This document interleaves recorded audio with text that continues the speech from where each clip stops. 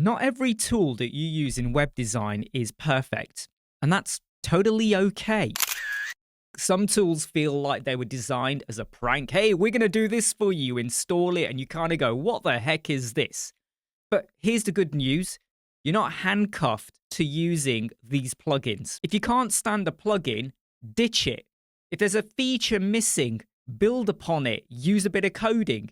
If the tool feels too clunky, find another one that is much smoother. You've got so many options out there. Tweak it, stack it, use other tools, switch gears, do what you have to do.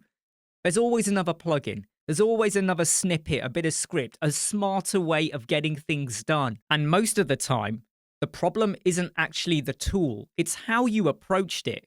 So step back, rethink the goal.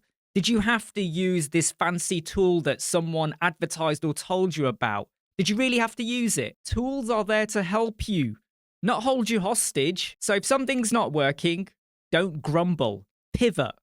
Perfect it. Replace it. Or rethink it. You're the designer. You run the show.